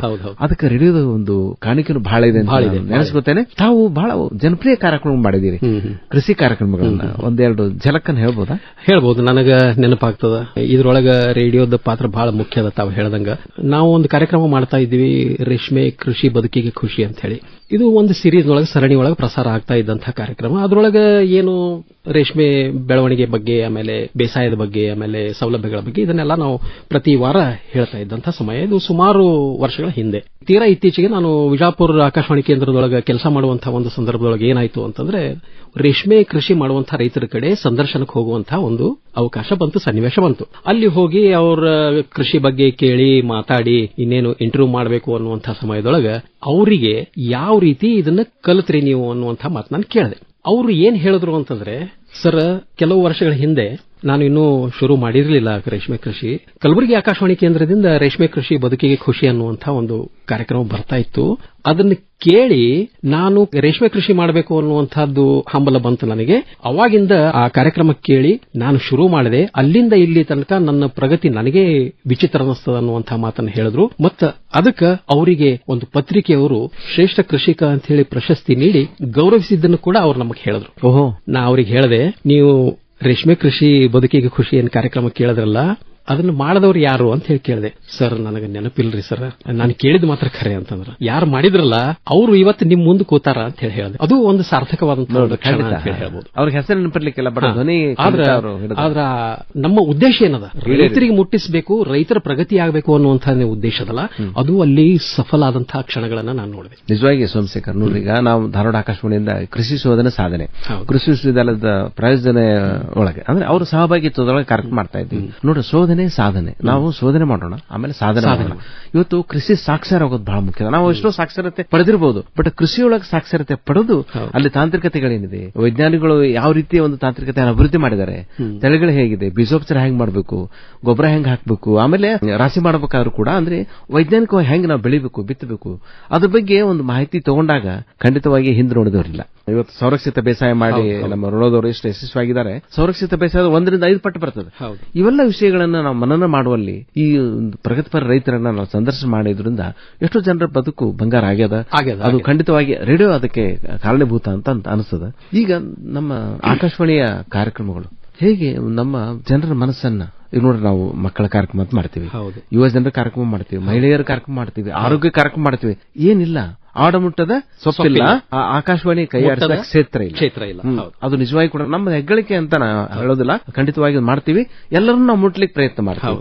ಹೀಗೆ ಇವು ತಮ್ಮ ಒಂದು ಸಾರ್ಥಕ ಜೀವನದ ಪಯಣದೊಳಗ ಈ ಒಂದು ಅನುಭವಗಳು ತಮಗೆ ಭದ್ರತೆಯನ್ನು ತಂದುಕೊಟ್ಟಿವೆ, ಒಂದು ಹೆಮ್ಮೆಯನ್ನ ನೀಡಿವೆ. ಸೋಮಶೇಖರ್, ಈಗ ನಮ್ಮ ಕೇಂದ್ರದಿಂದ ಕೃಷಿ ಕಾರ್ಯಕ್ರಮಗಳನ್ನ ಅಷ್ಟೇ ಮಾಡಿಲ್ಲ, ಬೇರೆ ಬೇರೆ ಕಾರ್ಯಕ್ರಮಗಳನ್ನ ಕೂಡ ನಾವು ಮಾಡಿವಿ. ವಿಶೇಷವಾಗಿ ಏನಪ್ಪಾ ಅಂತಂದ್ರ ಯುವ ಜನರ ಕಾರ್ಯಕ್ರಮಗಳೇನದಾವ, ಯುವ ಪ್ರತಿಭೆಗಳನ್ನ ನಾವು ಒಂದು ವೇದಿಕೆ ಕೊಟ್ಟು ಅವರ ಪ್ರತಿಭೆಯನ್ನ ಅನಾವರಣ ಮಾಡುವಂತದ್ದಾಗ್ಲಿ, ಆಮೇಲೆ ವಿಶೇಷವಾಗಿ ಮಕ್ಕಳ ಕಾರ್ಯಕ್ರಮಗಳನ್ನು ಕೂಡ ನಾವು ಮಾಡ್ತಾ ಇದ್ದೀವಿ. ಅಂಥ ಸಂದರ್ಭದೊಳಗ ಗ್ರಾಮೀಣ ಪ್ರದೇಶದೊಳಗೆ ನಾವು ಹೋಗಿ ಕೂಡ ಸಾಕಷ್ಟು ಕಾರ್ಯಕ್ರಮಗಳನ್ನ ಮಾಡಿವಿ. ಮಕ್ಕಳ ಕಾರ್ಯಕ್ರಮಗಳನ್ನ ನಾವು ಇಲ್ಲಿ ಮೆನ್ಷನ್ ಮಾಡಬೇಕು. ಆಮೇಲೆ ಮಹಿಳೆಯರ ಕಾರ್ಯಕ್ರಮಗಳನ್ನ, ಗ್ರಾಮೀಣ ಮಹಿಳೆಯರ ಕಾರ್ಯಕ್ರಮಗಳನ್ನು ಕೂಡ ನಾವು ಇಲ್ಲಿ ಮೆನ್ಷನ್ ಮಾಡಬೇಕು. ಮೊದಲಿನ ದಿನಗಳಲ್ಲಿ ಬಹಳಷ್ಟು ಅಂಥ ಕಾರ್ಯಕ್ರಮಗಳನ್ನು ಮಾಡಿವಿ ನಾವು. ಅವಾಗ ಏನಾಗ್ತಿತ್ತಪ್ಪ ಅಂತಂದ್ರೆ, ಮಕ್ಕಳಿರಬಹುದು, ಮಹಿಳೆಯರಿರಬಹುದು, ಅವರು ಎಂದೂ ಇನ್ನೊಬ್ಬರಿಗೆ ಮಾತಾಡದವರಲ್ಲ, ಅವರ ಧ್ವನಿ ಇನ್ನೊಬ್ರು ಕೇಳಿದವರಲ್ಲ. ಅಂಥವರಿಗೆ ನಾವು ಧ್ವನಿಯನ್ನ ಕೊಟ್ಟು ಅವರ ಧ್ವನಿಯನ್ನ ಇಡೀ ನಮ್ಮ ಕಲ್ಯಾಣ ಕರ್ನಾಟಕ ಭಾಗದ ಜನರು ಕೇಳುವಂತಹ ಒಂದು ವ್ಯವಸ್ಥೆಯನ್ನ ನಿರ್ಮಾಣ ಮಾಡಿದ್ವಿ. ಅವರ ರೇಡಿಯೋದೊಳಗೆ ಬಂದ ಕೂಡಲೇ ಅವ್ರಿಗೆ ಆದಂತಹ ಒಂದು ಖುಷಿ ಅಷ್ಟಿಷ್ಟಲ್ಲ, ಏನೋ ಒಂದು ದೊಡ್ಡ ಸಾಧನೆಯನ್ನ ನಾವು ಮಾಡೀವಿ, ನಮ್ಮ ರೇಡಿಯೋದೊಳಗೆ ನಮ್ಮ ಧ್ವನಿ ಬಂತು, ಇಷ್ಟು ಜನ ಎಲ್ಲ ಕೇಳಿದ್ರು, ನಾವು ಹಾಡಿದ್ವಿ, ನಾವು ಮಾತಾಡಿದ್ವಿ ಅನ್ನುವಂತಹ ಒಂದು ಸಾರ್ಥಕ ಭಾವ ಏನಿರಲ್ಲ, ಅದನ್ನ ನೋಡೇ ನಾವು ಖುಷಿ ಪಡುವಂತಹ ಕ್ಷಣಗಳು ಕೂಡ. ಅವು ಮಕ್ಕಳಿರಬಹುದು, ಮಹಿಳೆಯರಿರಬಹುದು. ಮಕ್ಕಳಂತೂ ಬಹಳ ಅದ್ಭುತವಾದಂತಹ ಕಾರ್ಯಕ್ರಮಗಳನ್ನ ನೀಡ್ತಾ ಇದ್ರು. ಬಾಲವಿಹಾರ ಅಂತ ಒಂದು ಕಾರ್ಯಕ್ರಮ ಮಾಡ್ತಿದ್ದೀವಿ, ಆಮೇಲೆ ಅಕ್ಕನ ಬಳಗ ಅಂತ ಹೇಳಿ ಕಾರ್ಯಕ್ರಮ ಮಾಡ್ತಾ ಇದ್ದೀವಿ. ಗ್ರಾಮೀಣ ಪ್ರದೇಶದೊಳಗ ನಾವು ಪ್ರವಾಸ ಮಾಡುವಂತಹ ಸಂದರ್ಭದೊಳಗ ಬಹಳಷ್ಟು ಸನ್ನಿವೇಶಗಳನ್ನ ನಾವು ನೋಡಿದೀವಿ. ಯಾಕಪ್ಪ ಅಂತಂದ್ರೆ ಆ ಟೈಮ್ನೊಳಗೆ ಯಾವ್ಯಾವ ಊರಿಗೆ ಬಸ್ ಇರ್ತಿದ್ದಿಲ್ಲ, ಯಾವ ಊರಿಗೆ ನಾವು ಆಟೋದೊಳಗೆ ಹೋಗ್ಬೇಕಾಗ್ತಿತ್ತು, ನಡ್ಕೋತ ಹೋಗ್ಬೇಕಾಗ್ತಿತ್ತು, ಹಳ್ಳಗಳು ಬರ್ತಿದ್ವು. ಅವನ್ನೆಲ್ಲಾ ವಿಚಾರ ಮಾಡ್ಲಾರ್ದೆ ನಾವು ಒಟ್ಟು ಅವ್ರಿಗೆ ಹೋಗಿ ಅವ್ರಿಗೆ ಮಾತಾಡಿಸಿ ಅವ್ರ ಧ್ವನಿಯನ್ನು ತಗೊಂಡು ಬರಬೇಕು ಅಂತ ಹೇಳಿ ಖಂಡಿತ ಅವ್ರ ಧ್ವನಿಯನ್ನ ಪ್ರಸಾರ ಮಾಡಿದ ಕೂಡಲೇ ಅವ್ರು ನಮಗೇನು ಬಹಳ ಚಂದ ಬಂತ್ರಿ ಸರ್, ಬಹಳ ಖುಷಿ ಆಯ್ತು ನಮಗೆ, ನೀವು ಇಲ್ಲಿ ತನ ಬಂದ್ರಿ. ಅವರಿಗೆ ನಾವು ಆ ಟೈಮ್ನೊಳಗ ಆಕಾಶವಾಣಿಯವರು ನಮ್ಮ ಊರಿನ ತನ ಬರ್ತಾರೇನೋ ಅನ್ನುವಂಥದ್ದೊಂದು. ಆದ್ರ ನಾವು ಎಷ್ಟೋ ಸಲ ಚೋಳಿನವ್ರೆ ನಾವು 4-5 ಕಿಲೋಮೀಟರ್ ನಡ್ಕೊಂಡು ಹೋಗಿವಿ, ಹಳ್ಳ ದಾಟಿ ಹೋಗಿವಿ. ನಮಗೂ ಕೂಡ ಅದೇ ಅನುಭವ ಸೋಮಶೇಖರ್. ಈಗ ನೋಡ್ರಿ, ಆಕಾಶವಾಣಿ ಅಂದ್ರೆ ನಮ್ಮ ವೈವಿಧ್ಯತೆಗಳ ಆಗರ, ನಮಗೆ ಸಾಕಷ್ಟು ವೈವಿಧ್ಯವಾದ ನೆನಪುಗಳನ್ನು ತಂದುಕೊಟ್ಟದ. ನಾವು ಎಷ್ಟೋ ಸರಿ ಈಗ ಸ್ವಾತಂತ್ರ್ಯ ಹೋರಾಟದ ಸವಿ ನೆನಪುಗಳು ಅಂತ ರೆಕಾರ್ಡ್ ಮಾಡ್ಲಿಕ್ಕೆ ಹೋದಾಗ ಆ ಬೀರೇಶ್ವರ ದೇವಸ್ಥಾನದ ಮಲ್ಕೊಂಡ್ವಿ, ನಾವು ಅಲ್ಲಿ ಮಲ್ಕೊಂಡ್ವಿ. ಅಂದ್ರೆ ಗ್ರಾಮೀಣ ಮಹಿಳೆಯರ ಬಗ್ಗೆ ಹೇಳಿದ್ರಿ, ಅಪೌಷ್ಟಿಕತೆಯಿಂದ ಸಾಕಷ್ಟು ತಾಯಂದ್ರು ಬಳಲ್ತಾರೆ. ಇವತ್ತು ಕಮ್ಯುನಿಟಿ ರೇಡಿಯೋ ಸ್ಟೇಷನ್ಸ್ ಎಲ್ಲ ಬಂದಾವು. ಅಂದ್ರೆ ಆ ಒಂದು ಭಾಗದ 10 ಕಿಲೋಮೀಟರ್ ವ್ಯಾಪ್ತಿಯೊಳಗೆ ಆ ಒಂದು ಮಹಿಳೆಯರಿಗೆ ಬೇಕಾದಂತ ಒಂದು ಮಾಹಿತಿಯನ್ನು ನೀಡುವಂತದ್ದು ಆಕಾಶವಾಣಿ ಯಾವಾಗ್ಲಿಂದನೂ ಮಾಡ್ಕೊಂತ ಬಂದದ. 47ರಿಂದ 2000 ಇಸ್ವಿ ಏನದಲ್ಲ, ಅದು ಸುವರ್ಣ ಯುಗ. ಯಾಕ ಅಂತಂದ್ರೆ ಸುವರ್ಣ ಕಾಲ ಅಂದ್ರೆ ಈ ಸಣ್ಣ ಸಣ್ಣ ಮಾಹಿತಿಗಳು ಜನಪದ ಕಲಾವಿದರು ಬಂದು ತಮ್ಮ ಹಾಡುಗಳನ್ನು ನಮ್ಮಲ್ಲಿ ಬರ್ತಾ ಇರೋದು ಎಂಥ ಖುಷಿ ಅವ್ರಿಗೆ. ನಾವು ಹಾಡು ಹೋಗಿ ಅಲ್ಲಿ ನಮ್ಮ ರೇಡಿಯೋ ಬರ್ಲಕ್ತಿದ್ರಿ ಅಂತೇಳಿ ರೇಡಿಯೋ ಕಾಕ ಅಂತ ಕರೆದು ಅವ್ರು ನಮ್ಮ ರೇಡಿಯೋ ಕಾರ್ಯಕ್ರಮ ಮಾಡುವಂತವ್ರು ಅವ್ರು ರೇಡಿಯೋ ಸ್ಟಾರ್ಸ್. ಅವಾಗ ಅವ್ರ ಊರಲ್ಲಿ ಮೆರವಣಿಗೆ ಮಾಡ್ತಾ ಇದ್ರು. ಅದು ನಿಜವಾಗಿ ಕೂಡ ನಮ್ಮದು ಹೆಗ್ಗಳಿಕೆ ಅಂತ ನಾನು ಅನ್ಕೋತೀನಿ. ಸೋಮಶೇಖರ್, ನೀವು ಬಹಳ ವಿಸ್ತೃತವಾದ ಅನುಭವ ಪಡೆದಂತವ್ರು. ಬೇರೆ ಬೇರೆ ಬಿಜಾಪುರ ಆಕಾಶವಾಣಿಯಲ್ಲಿ ಕೂಡ ತಾವು ಕೆಲಸ ಮಾಡಿದಿರಿ. ಈಗ ಬಿಜಾಪುರ, ಕಲಬುರಗಿ ಆಕಾಶವಾಣಿ ಒಂದು ಕಾರ್ಯಕ್ರಮ ಮುಖ್ಯಸ್ಥರಾಗಿ ತಾವು ಏನು ಈ ಸಾರ್ಥಕತೆ ಏನಿದೆ, ಈ ಪಯಣ ಏನಿದೆ ಅಲ್ಲ, ಈ ಪಯಣ ಹಿಂದೆ ಒಮ್ಮೆ ಹೊಳ್ಳಿ ನೋಡಿದ್ರು ಕೂಡ ನಮಗೆ ಬೇರೆ ಕ್ಷೇತ್ರ ಬಿಟ್ಟು ಇಲ್ಲಿ ಬಂದದ್ದು ಬಹಳ ಸಂತೋಷ ಆಯ್ತು ಅಂತ ಹೇಳ್ಕೊಂಡ್ರಿ. ಹೇಗೆ ಅದು ಆ ವಿವಿಧತೆಯನ್ನು ನಮ್ಮ ಸ್ನೇಹಿತರು ಹೇಳ್ತಾರೆ, ಬೇರೆನೇ ಇದೆ ನೀವು, ನಾವು ಬೇರೆನೇ ಇದೆ ಅಂತ ಹೇಳಿ ಅದನ್ನ ಹೇಳ್ಕೋಬಹುದಾ? ನಿಜ, ಬಹಳ ಸಾರ್ಥಕವಾದಂತಹ ಕ್ಷಣಗಳನ್ನ ನಾವು ಅನುಭವಿಸಿದೀವಿ ಅಂತ ಹೇಳಿ ಹೇಳ್ಬಹುದು ಶರಣಬಸವ ಅವರೇ. ಯಾಕಪ್ಪ ಅಂತಂದ್ರೆ ನಾನು ಈಗಾಗಲೇ ಹೇಳ್ದಂಗ ನಾನು ಮೊದಲಿಂದನೂ ರೇಡಿಯೋ ಅಭಿಮಾನಿ. ನಾನು ರೇಡಿಯೋದೊಳಗೆ ಕೆಲಸ ಮಾಡಬೇಕು, ಬೇರೆ ಏನೇ ಕೆಲಸ ಬಂದ್ರು ಬಿಟ್ಟು ಒಟ್ಟ ರೇಡಿಯೋದೊಳಗೆ ನಾನು ಮಾಡಬೇಕು. ಯಾಕಪ್ಪ ಅಂತಂದ್ರೆ ರೇಡಿಯೋದ ಮೂಲಕ ನಾನು ಜನರಿಗೆ ಒಂದು ಒಳ್ಳೆ ಮಾಹಿತಿಯನ್ನು ಕೊಡಬಹುದು, ಅವರನ್ನ ಎಜುಕೇಟ್ ಮಾಡಬಹುದು ಅಂತೇಳಿ. ಒಂದು ಎಜುಕೇಟ್ ಮಾಡೋದಕ್ಕೆ ನಾನು ಒಂದು ಉದಾಹರಣೆ ಕೊಡ್ತೀನಿ. ಏನಪ್ಪಾ ಅಂತಂದ್ರೆ ನಮ್ಮ ರೈತಾಪಿ ಜನ ಏನಿದ್ದಾರೆ ಬಹಳ ದೊಡ್ಡ ಕಮ್ಯುನಿಟಿ ಇದು. ಇಡೀ ನಮ್ಮ ಉತ್ತರ ಕರ್ನಾಟಕದ್ದೇ ಲೆಕ್ಕ ತಗೊಂಡ್ರೆ ಬಹಳ ದೊಡ್ಡ ಕಮ್ಯುನಿಟಿ. ಅವರಿಗೆ ಸರಿಯಾದಂತಹ ಒಂದು ಮಾಹಿತಿ ಸರಿಯಾದ ಸಮಯದೊಳಗೆ ಸಿಗುವುದಿಲ್ಲ ಅಂತ ಹೇಳಿ. ಅದು ವಿಸ್ತರಣೆದ ಸಮಸ್ಯೆ ಇದ್ದೇ ಅದ. ಯಾವತ್ತಾದ್ರೂ ನಮಗೆ ಬೇಕಾದಂತಹ ಮಾಹಿತಿ ನಮಗೆ ಬೇಕಾದಾಗ ಸಿಗುವುದಿಲ್ಲ. ಅದು ಮಾಹಿತಿ ಎಲ್ಲಿ ಸಿಗ್ತದೆ ಅನ್ನೋದು ಕೂಡ ಗೊತ್ತಿರೋದಿಲ್ಲ ಎಷ್ಟೋ ಜನರಿಗೆ. ಹಾಗಾಗಿ ಸಾಕಷ್ಟು ನುಕ್ಸಾನ್ ಆಗುವಂತದ್ದನ್ನ ನಾವು ನೋಡ್ತಾ ಇದ್ದೀವಿ. ಇದೇ ಕಾರಣಕ್ಕಾಗಿ ನಾನು ಒಂದು ವಿಚಾರ ಮಾಡಿ ಏನ್ ಮಾಡಿದೀವಪ್ಪ ಅಂತಂದ್ರೆ, ನಮ್ಮ ರೈತರಿಗೆ ಮುಖ್ಯವಾದಂತಹದ್ದು ಮಳೆ ಮತ್ತೆ ನೀರು. ಇದಿತ್ತಪ್ಪ ಅಂತಂದ್ರೆ ಯಾವ ರೈತ ಅವರು ಕೂಡ ಒಳ್ಳೆ ಕೃಷಿಯನ್ನ ಮಾಡಬಹುದು. ಆದ್ರೆ ನಮ್ಮ ಮುಖ್ಯವಾದಂತಹ ಏನು ಕೃಷಿ ಇದೆ, ಕೃಷಿಯ ಬೆನ್ನೆಲುಬು ಏನಪ್ಪಾ ಅಂತಂದ್ರೆ ಮಳೆ, ನೈಋತ್ಯ ಮುಂಗಾರು. ಆ ಮುಂಗಾರು ಬಂತು ಅಂತಂದ್ರೆ ನಮ್ದು ಕೃಷಿ ಚಲೋ ಆಗ್ತದ, ಇಲ್ಲ ಅಂತಂದ್ರೆ ಇಲ್ಲ. ಮತ್ತೆ ನಾವು ನೋಡ್ತಾ ಇದ್ದೀವಿ ಅಕಾಲಿಕ ಮಳೆಗಳಿರ್ತಾವ, ಬೇರೆ ಬೇರೆ ಸೀಸನ್ ಒಳಗೆ ಮಳೆ ಬರ್ತಾವ. ಬಂದಾಗ ಮಳೆಯಿಂದ ತೊಂದರೆ ಆಗುವಂತದ್ದು, ನೈಸರ್ಗಿಕ ವಿಕೋಪಗಳಿಂದ ತೊಂದರೆ ಆಗುವಂತದ್ದು ಈಗಂತೂ ಸಾಕಷ್ಟು ಆಗ್ತಾ ಇದ್ದಾವೆ. ಒಂದು 15-16 ವರ್ಷಗಳ ಹಿಂದೆ ಇದ್ರ ಬಗ್ಗೆ ನಾವು ಯೋಚನೆ ಮಾಡಿದ್ವಿ. ನಮ್ಮ ರೈತರಿಗೆ ಒಂದು ಹವಾ ಮುನ್ಸೂಚನೆಯನ್ನ ಕೊಟ್ರೆ ಅವರು ನುಕ್ಸಾನನ್ನ ಕಡಿಮೆ ಮಾಡ್ಕೊಳ್ಬಹುದು ಅಥವಾ ಜೀರೋಕ್ಕೆ ತರಬಹುದು ಅನ್ನುವಂಥ ಒಂದು ವಿಚಾರ ಇಟ್ಕೊಂಡಿವಿ. ಅದನ್ನ ನಮಗ ಸರಿ ಅನಿಸ್ತು. ಆಮೇಲೆ ನಮ್ಮ ಡಾಕ್ಟರ್ ರಘು ಅಂತ ಹೇಳಿ ನಮ್ಮ ಆಫೀಸರ್ ಇದ್ರು, ಹೆಡ್ ಆಫ್ ಪ್ರೋಗ್ರಾಮ್ಸ್ ಇದ್ರು, ಕಾರ್ಯಕ್ರಮ ಮುಖ್ಯಸ್ಥರಿದ್ರು, doctor N Raghu deputy director ಇದ್ದಾರೆ ಬೆಂಗಳೂರಿನಲ್ಲಿ. ಅವರಿಗೆ ಈ ವಿಚಾರ ಮುಂದಿಟ್ಟಾಗ, ಆಯ್ತು ರೂಳಿ, ಬಹಳ ಒಳ್ಳೆ ಕೆಲಸ ನೀವು ಮಾಡ್ರಿ, ನೀವು ಏನ್ ಮಾಡ್ತೀರಿ, ನಾನು I am happy that you are doing ಅಂತ ಹೇಳಿ ಅಂದ ಕೂಡಲೇ ನಾನು ಕಾರ್ಯಕ್ರಮ ಮಾಡೋದಕ್ಕೆ ಶುರು ಮಾಡಿದೆ. ಅದಕ್ಕಿಂತ ಮೊದಲು ನಾನು ಒಂದ್ ಸ್ವಲ್ಪ ಸ್ಟಡಿ ಮಾಡಿದೆ. ಹವಾ ಮುನ್ಸೂಚನೆ ಕೊಡಬೇಕಾಯ್ತಪ್ಪ ಅಂತಂದ್ರೆ ನಾವು ಆದಷ್ಟು ನಿಖರವಾದಂತಹ ಮಾಹಿತಿ ಕೊಡಬೇಕು, ಮತ್ತೆ ನಂಬಲರ್ಹವಾದಂತಹ ಮಾಹಿತಿ ಕೊಡಬೇಕು, ಜನರು ಅದ್ರ ಮೇಲೆ ಡಿಪೆಂಡ್ ಆಗಬೇಕು. ಇವೆಲ್ಲ ಇಟ್ಕೊಂಡು ಒಂದ್ ಸ್ವಲ್ಪ ಅದು ರಿಸ್ಕ್ ಇತ್ತು ಆ ಟೈಮ್ನೊಳಗ. ಆದ್ರೂ ಕೂಡ ನಾವು ಶುರು ಮಾಡಿದ್ವಿ. ಇದು ಶುರು ಮಾಡಿದ ಕೆಲವು ದಿನಗಳಲ್ಲಿ ನಮ್ಮ ರೈತರಿಗೆ ಬಹಳಷ್ಟು ಅನುಕೂಲಕ್ಕೆ ಬಂತು ಅಂತೇಳಿ ಫಲಿತಾಂಶಗಳೇ ಬಂದ್ಬಿಟ್ಟು. ಶುರು ಮಾಡಿದ 15 ದಿವಸಗಳಲ್ಲಿ ನಮಗೊಂದು ಫಲಿತಾಂಶ ಸಿಕ್ತು, ಬಹಳ ಅದ್ಭುತವಾದಂತಹ ಒಂದು ಫಲಿತಾಂಶ ಸಿಕ್ತು. ಸುರಪುರ ತಾಲೂಕಿನೊಳಗೆ ರಾಜನಕೊಳ್ಳೂರಿನೊಳಗೆ ಒಬ್ಬ ರೈತರು ಏನು ಮಾಡಿದ್ರು, ನಾವು ಹೇಳಿದ್ದು ಅವತ್ತಿನ ದಿವಸ ನಾಳೆ ಮಳೆ ಬರ್ತದೆ ಅಂತ ಹೇಳಿ ಹೇಳಿದಾಗ ಅವರು ಸುಮಾರು ರೈತರಿದ್ರು, ಅವರು ಭತ್ತ ಬೆಳೆದು ಮೈದಾನದೊಳಗೆ ಹಾಕಿದ್ರು. ಮಳೆ ಬರ್ತದೆ ಅನ್ನುವಂತಹ ಒಂದು ವಿಚಾರ ಕೇಳಿದಾಗ ಅವರು ನಮ್ಮ ರೇಡಿಯೋ ಕೇಳೋರು, ಅವರು ಮಳೆ ಬರ್ತದ ಅಂತ ಹೇಳಿ ರೇಡಿಯೋದಾಗ ಹೇಳಾರ ಅಂತ ಅಂದ್ಕೂಡಲೇ ನಾವು ಏನಾದ್ರೂ ಮಾಡಬೇಕು, ನಾವು ಉಳಿಸ್ಕೋಬೇಕು ಇದನ್ನ, ಇಲ್ಲಪ್ಪ ಅಂತಂದ್ರೆ ಮಳೆಗೆ ಹಾಳಾಗಿ ಬಿಡ್ತೈತಿ ಅಂತ ಹೇಳಿ ಅವ್ರು ಏನ್ ಮಾಡಿದ್ರು ಅಂತಂದ್ರೆ ಮರುದಿವಸ ಜಲ್ದಿ ಆ ದಲ್ಲಾಳಿಯನ್ನ ಕರೆದು ಅದನ್ನ ಮಾರಾಟ ಮಾಡಿಬಿಟ್ರು. ಸುಮಾರು 5 ಜನ ಕೂಡಿ ಮಾರಾಟ ಮಾಡಿಬಿಟ್ರು. ಸುಮಾರು 1100 ಚೀಲ ಮಾರಾಟ ಮಾಡಿದ್ರು. ಮಾರಾಟ ಮಾಡಿ 1 ತಾಸು 2 ತಾಸಿಗೆ ಧೋ ಧೋ ಧೋ ಅಂತ ಹೇಳಿ ಮಳೆ ಸುರಿದು ಅಲ್ಲಿ ವಾತಾವರಣ ಎಲ್ಲ ಹದಗೆಟ್ಟು ಹೋಗ್ಬಿಟ್ಟು ಅವರು ಎಷ್ಟು ಖುಷಿಯಾಗಿ ಮರುದಿವಸ ನಮ್ಮ ಆಫೀಸಿಗೆ ಬಂದ್ರು, ಹೊಡ್ಕೊಂಡ್ಬಂದ್ರು. ಸರ್, ನಿನ್ನೆ ನೀವು ಹೇಳಿದ್ದಿಲ್ಲ ಅಂತಂದ್ರೆ ನಾವು ನಾವು ನಮ್ಮ ಬೆಳೆ ಎಲ್ಲ ಮಳೆ ಪಾಲ 1100 ಚೀಲ 100 ಚೀಲ ನೀರಾಗಿರ್ತಿತ್ತು. ಬಹಳ ಅದ್ಭುತವಾದಂತಹ ಒಂದು ಕೆಲಸ ಮಾಡಿದ್ರಿ ನೀವು ಅಂತ ಹೇಳಿ. ಇದು ಒಂದೇ ಒಂದು ಮಾಹಿತಿಯಿಂದ ನೋಡು, ಒಂದು ನೆನಪು ಸ್ಮರಣೆ ನೆನಪು ಅಂದ್ರೆ ಆಕಾಶವಾಣಿ ಮಾಹಿತಿ ಎಷ್ಟು ಪ್ರಮುಖವಾದದ್ದು, ಬಹುಮುಖ್ಯವಾದ ಇದನ್ನೆಲ್ಲ ಗೊತ್ತಾಗ್ತದೆ. ಕೃಷಿ ಮೇಳ ಆಯ್ತು ಧಾರವಾಡದೊಳಗೆ, ಅಲ್ಲಿ ಕೂಡ ಹವಾಮಾನ ಮುನ್ಸೂಚನೆ ಏನಿದಲ್ಲ, ಹವಾಮಾನ ವೈಪರೀತ್ಯಗಳ ಕುರಿತಂತೆ ಒಂದು ವಿಚಾರ ಸಂಕಿರಣೆ ಇತ್ತು. ಅದೇ ಬಹಳ ಪ್ರಮುಖವಾಗಿ ಒತ್ತು ನೀಡಲಾಗ್ತೈತೆ. ಯಾಕಂದ್ರೆ ಇವತ್ತ ಮಳೆಯನ್ನ ನಾವು ನಿಯಂತ್ರಣ ಮಾಡಕ್ಕಾಗಲ್ಲ, ಇವತ್ತು ಬರಬಹುದು, ಅದು ಯಾವ ಬರ್ತಾ ಅನ್ನೋದು ನಾವು ಕಂಡುಹಿಡಿಯೋದು ಬಹಳ ಮುಖ್ಯ. ಅದು ಎಂತ ಒಂದು ಒಳ್ಳೆ ಮಾಹಿತಿ ನೀಡಿದೆ. ಆದ್ರೂ ನೋಡ್ರಿ ಸೋಮಶೇಖರ್ ಅವರೇ, ನಮ್ಮ ಸಾರ್ಥಕವಾದ ಕ್ಷಣಗಳೇನಿದೆಯಲ್ಲ, ವಿಶೇಷವಾಗಿ ನಮ್ಮ ಗ್ರಾಮೀಣರ ಬದುಕಿನೊಳಗೆ ರೇಡಿಯೋ ತಂದಂತಹ ಬದಲಾವಣೆ ಬಹಳ ಇನ್ನೂ ಹಸಿರು ನೆನಪಿದೆ. ಮತ್ತೆ ಆ ಅಭಿಮಾನ, ಆ ಒಂದು ನಿಸ್ವಾರ್ಥ ಒಂದು ಪ್ರೀತಿ ಏನದಲ್ಲ, ಅದನ್ನ ನಾವು ಕಂಡಿವಿ. ನಾವು ಇಲ್ಲಿ ಕೆಲಸ ಮಾಡೋದಕ್ಕೆ ನಮಗೊಂಥರ ಹೆಮ್ಮೆ. ಮಾಹಿತಿ, ಮನರಂಜನೆ, ಶಿಕ್ಷಣದ ಒಂದು ಸರ್ದಾರರಾಗಿ ನಾವು ನೀಡುವಂತಹ ಒಂದು ಕಾರ್ಯಕ್ರಮಗಳು ಜನರನ್ನು ತಲುಪ್ತಾ ಇವೆ. ಅವರ ಒಂದು ಬದುಕಿನಲ್ಲಿ ಬದಲಾವಣೆ ತರ್ತಾ ಇದೆ ಅನ್ನೋದೇ ಒಂದು ಬಹಳ ಸೊಗಸು. ಬಹಳ ವಿಸ್ತೃತವಾಗಿ ಮಾತಾಡಿದ್ರಿ ಸೋಮಶೇಖರ್ ರೂಳಿಯವರೇ. ಈ ಒಂದು ಕರ್ತವ್ಯ ಇದಲ್ಲ, ಈ ಕರ್ತವ್ಯ ಪ್ರಜ್ಞೆಯನ್ನು ಇನ್ನೂ ಜಾಗೃತವಾಗಿ ನಾವು ಮುಂದುವರ್ಸೋಣ ಮತ್ತು ಇನ್ನೂ ಹೆಚ್ಚು ಜನರನ್ನ ಮುಟ್ಟೋಣ. ಈ ಒಂದು ಸಂದರ್ಭದಲ್ಲಿ ಕೂಡ ಈ 2024 ಸಾಮಾಜಿಕ ಜಾಲತಾಣಗಳ ಒಂದು ಆಟ ಬಹಳ ವೇಗವಾಗಿ ನಡೀತಾ ಇದೆ. ಆಕಾಶವಾಣಿಗಳು ಕೂಡ ಈಗ ಯೂಟ್ಯೂಬ್ನಲ್ಲಿ ಬರ್ತಾ ಇದೆ. ಅಂದ್ರೆ ಈ ಒಂದು ಸಂದರ್ಭದಲ್ಲಿ ಕೂಡ ಆಕಾಶವಾಣಿ ಜನಜನಿತವಾಗಿದೆ, ತನ್ನ ಜೀವಂತಿಕೆಯನ್ನು ಉಳಿಸಿಕೊಂಡಿದೆ. ಆಪ್ಗಳ ಮೂಲಕ, ಎಫ್ಎಂಗಳ ಮೂಲಕ. AM ರೇಡಿಯೋಗಳು ಬಹಳ ಜನ ಕಡೆ ಇರ್ಲಿಕ್ಕಿಲ್ಲ, ಆದ್ರೆ ಅವುಗಳು ಕೂಡ ಎಷ್ಟೋ ರೇಡಿಯೋಗಳ ಸೆಟ್ಗಳು ಇದೆ. ಜೊತೆಗೇನೆ FM ಆಗ್ಲಿ, ಆಮೇಲೆ ಸೋಷಿಯಲ್ ಮೀಡಿಯಾ ಆಗಲಿ, ಆಪ್ಗಳ ಮೂಲಕ ಆಗಲಿ ನಮ್ಮ ರೇಡಿಯೋ ನಾವು ಇದೀವಿ ಅನ್ನೋದು ನಮಗೆ ಬಹಳ ಹೆಮ್ಮೆ. ಈ ಒಂದು ಮಾಹಿತಿಯ ಒಂದು ಕ್ರಾಂತಿ ಅಂತೀವಿ, ಇದಕ್ಕೆ ಭರಪೂರ್ ಮಾಹಿತಿಯ ಒಂದು ಮಧ್ಯೆ ಮಹಾಪೂರ್ಣೆ ಇದೆ. ಮಾಹಿತಿಯೊಳಗೆ ನಾವು ಇನ್ನು ಮಿಂಚ್ತಾ ಇದ್ದೇವೆ ಅನ್ನೋದೇ ನಮಗೊಂದು ಸೋಜಿಗ. ಬಹಳ ವಿಸ್ತೃತವಾಗಿ ಮಾತಾಡಿದ್ರಿ. ಕೊನೆಯದಾಗ ಇನ್ನೊಂದೆರಡು ಆಕಾಶವಾಣಿ ಧಾರವಾಡ ಕುರಿತಂತೆ ಒಂದೆರಡು ಮಾತು ಹೇಳಿ. ಶರಣಬಸವ ಚೋಳಿನವರೇ, ನನಗೆ ಸಂತೋಷ ಆಗ್ತಾ ಇದೆ ಈ ಸಂದರ್ಭದೊಳಗ ಧಾರವಾಡ ಆಕಾಶವಾಣಿ ಕೇಂದ್ರ 75 ಸಾರ್ಥಕ ವಸಂತಗಳನ್ನು ಪೂರೈಸ್ತಾ ಇದೆ, ಅಮೃತ ಮಹೋತ್ಸವವನ್ನು ಆಚರಣೆ ಮಾಡ್ತಾ ಇದೆ. ಅದಕ್ಕೆ ನಾನು ತಮಗೆ, ತಮ್ಮ ಸಿಬ್ಬಂದಿ ವರ್ಗದವರಿಗೆ, ಆಮೇಲೆ ಆಕಾಶವಾಣಿ ಧಾರವಾಡ ಕೇಂದ್ರದ ಎಲ್ಲ ಶ್ರೋತೃಗಳಿಗೆ ತುಂಬು ಹೃದಯದ ಅಭಿನಂದನೆಗಳನ್ನು ಹೇಳ್ತಾ ಇದ್ದೀನಿ. 75 ವರ್ಷಗಳಿಂದ ಈ ಭಾಗದ ಜನ ಇದನ್ನ ಪೋಷಣೆ ಮಾಡಿಕೊಂಡು ಬಂದಿದ್ದಾರೆ. ಧಾರವಾಡ ಆಕಾಶವಾಣಿ ಕೇಂದ್ರ ಯಾವ ರೀತಿ ಜನಪರವಾಗಿ ಕೆಲಸ ಮಾಡಬೇಕು ಅನ್ನುವಂಥ ಒಂದು ಸೂಚನೆಗಳನ್ನು ಹಿಡ್ಕೊಂಡು ಇಲ್ಲಿ ತನಕ ಅದಕ್ಕೆ ಒಂದು ಬೆಂಬಲ ಸೂಚಿಸ್ತಾ, ಮೆಚ್ಚುಗೆ ಸೂಚಿಸ್ತಾ, ಮತ್ತು ಕೆಲವೊಂದು ಸಂದರ್ಭದೊಳಗ ಟೀಕೆ ಟಿಪ್ಪಣಿಗಳನ್ನು ಮಾಡ್ತಾ ಕೇಂದ್ರದ ಸಿಬ್ಬಂದಿಯವರು ಬೆಳೆಯುವಂತಹ ಒಂದು ಅವಕಾಶಗಳನ್ನು ಕೂಡ ಕೊಟ್ಟಿದ್ದಾರೆ. ಮತ್ತು ಏನು ಸಮಾಜದ ಅಭಿವೃದ್ಧಿಗಾಗಿ ಏನು ಬೇಕು, ಪ್ರಗತಿಗಾಗಿ ಏನು ಬೇಕು, ಅದನ್ನೆಲ್ಲ ಮಾಡುವಂತಹ ಒಂದು ವಾತಾವರಣವನ್ನ ಕಲ್ಪಿಸಿ ಕೊಟ್ಟಿದ್ದಾರೆ. ಹೀಗಾಗಿ ನಮ್ಮ ಆಕಾಶವಾಣಿ ಕೇಂದ್ರದ ಸಿಬ್ಬಂದಿಯವರು ಕೂಡ ಅವರಿಗೆ ಕೃತಜ್ಞರಾಗಿರಬೇಕು. ಯಾಕಪ್ಪ ಅಂತಂದ್ರೆ ನಾವು ನೋಡ್ತಾ ಇದ್ದೀವಿ, ನಮಗ ಕೇಳುಗರೇ ಪ್ರಭುಗಳು. ಕೇಳುಗರು ಇಲ್ಲ ಅಂತಂದ್ರೆ ಆಕಾಶವಾಣಿಯ ಅಸ್ತಿತ್ವ ಇಲ್ಲ.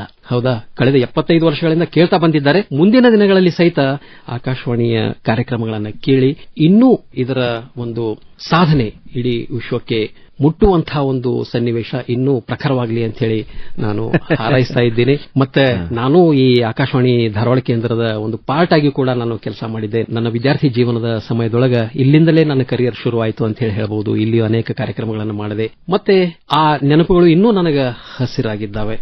ಖುಷಿ ಕೊಡುವಂತಹ ಒಂದು ವಿಚಾರ ಏನಪ್ಪಾ ಅಂತಂದ್ರೆ, ಅಮೃತ ಮಹೋತ್ಸವದ ಸಂದರ್ಭದೊಳಗ ನಾನು ಈ ಕಾರ್ಯಕ್ರಮದೊಳಗ ಈ ರೂಪದೊಳಗ ಭಾಗಿಯಾಗಿ ನನ್ನ ಸಂತೋಷವನ್ನು ಹಂಚಿಕೊಳ್ತಾ ಇದ್ದೇನಲ್ಲ, ಇದು ನನಗೆ ಬಹಳ ಖುಷಿ ಕೊಡುವಂತಹ ಒಂದು ಸಾರ್ಥಕ ಕ್ಷಣ ಅಂತ ಹೇಳಿ ಹೇಳಬಹುದು. ಅದಕ್ಕೆ ಕಾರಣರಾದಂತಹ ಶರಣಬಸವ ಚೋಳಿನವರೇ, ತಮಗ ತುಂಬ ಹೃದಯದ ಧನ್ಯವಾದಗಳನ್ನು ಹೇಳ್ತಾ ಇದ್ದೀನಿ. ಯಾಕಪ್ಪ ಅಂತಂದ್ರೆ ಆಕಾಶವಾಣಿಗೆ ನನ್ನನ್ನು ಕರೆಸಿ ನೀವು ನನ್ನ ಅನುಭವಗಳನ್ನ ಎಲ್ಲರಿಗೂ ಪರಿಚಯ ಮಾಡುವಂತಹ ಒಂದು ಕೆಲಸ ಏನ್ ಮಾಡ್ತಾ ಇದ್ದೀರಿ, ಅದು ನನಗೂ ಒಂದು ಸಾರ್ಥಕವಾದಂತಹ ಕ್ಷಣ. ನಿಮಗೂ ಅಭಿನಂದನೆಗಳು. ಯಾಕಂದ್ರೆ ನೋಡ್ರಿ, ಆಕಾಶವಾಣಿಯ ಕಾರ್ಯಕ್ರಮ ನಿರ್ವಾಹಕರು, ಆಕಾಶವಾಣಿಯ ಕಾರ್ಯಕ್ರಮ ನಿರ್ದೇಶಕರ ಒಂದು ಅನುಭವಗಳು ಕೂಡ ಒಂದು ಒಳ್ಳೆ ಕಾರ್ಯಕ್ರಮ ಆಗುತ್ತೆ ಅನ್ನೋದಕ್ಕೆ ಇದಕ್ಕಿಂತ ಹೆಚ್ಚು ಸಂತೋಷ ಏನಿದೆ ಹೇಳ್ರಿ. ಅಂದ್ರೆ ನಮ್ಮ ಅನುಭವಗಳು ಕೂಡ ಒಂದು ಕಾರ್ಯಕ್ರಮ ಆಗಿ ಜನರ ಮುಂದೆ ನಿಲ್ತದ ಅನ್ನೋದೇ ಕೂಡ ಇದು. ಅದಕ್ಕೆ ನಾವು ಇನ್ನೊಮ್ಮೆ ತಮ್ಮ ಅನುಭವಗಳ ಶ್ರೀಮಂತಿಕೆಗೆ ನಾವು ಶರಣು. ಈ ಮಾತುಗಳನ್ನ ಹೇಳಿದ್ದಕ್ಕೆ ನಮ್ಮ ಆಕಾಶವಾಣಿ ಧಾರವಾಡದ ಎಲ್ಲ ನಮ್ಮ ಆತ್ಮೀಯ ಕೇಳುಗರ ಪರವಾಗಿ ತಮಗೆ ಹೃತ್ಪೂರ್ವಕ ಅಭಿನಂದನೆಗಳು, ಧನ್ಯವಾದಗಳು. ಮತ್ತೆ ಹಿಂಗೆ ಮಾತಾಡ್ತಾ ಇರೋಣ. ಶುಭವಾಗಲಿ. ನಿಮ್ಮ ಒಂದು ನಿಲಯದಲ್ಲಿಯೂ ಕೂಡ ತುಂಬಾ ಯಶಸ್ವಿಯಾಗಿ ಕಾರ್ಯಕ್ರಮಗಳನ್ನು ನಿರ್ವಹಿಸಿ ಮತ್ತು ಜನರ ಒಂದು ಪ್ರೀತಿಗೆ ಇನ್ನೂ ಹೆಚ್ಚು ಪಾತ್ರರಾಗಿ ಅಂತ ನಾವು ಹಾರೈಸ್ತೀವಿ. ನಮ್ಮೆಲ್ಲ ಆತ್ಮೀಯ ಕೇಳುಗರ ಪರವಾಗಿ ಮತ್ತೊಮ್ಮೆ ಹೃತ್ಪೂರ್ವಕ ಧನ್ಯವಾದಗಳು, ಅಭಿನಂದನೆಗಳು. ಧನ್ಯವಾದಗಳು. ನಮಸ್ಕಾರ. ಇದುವರೆಗೆ ಬಾನುಲಿ ಕೃಷಿ ಕಾರ್ಯಕ್ರಮಗಳಲ್ಲಿ ಅನುಭವ, ಕಲಬುರಗಿ ಆಕಾಶವಾಣಿಯ ನಿರ್ದೇಶಕ ಸೋಮಶೇಖರ್ ರೂಳಿ ಅವರೊಂದಿಗೆ ಸಂದರ್ಶನ ಪ್ರಸಾರವಾಯಿತು. ಸಂದರ್ಶಿಸಿದವರು ಶರಣಬಸವ ಚೋಳಿನ್. ಸಂಕಲನ ರಾಖಿ ಹಾನಗಲ್.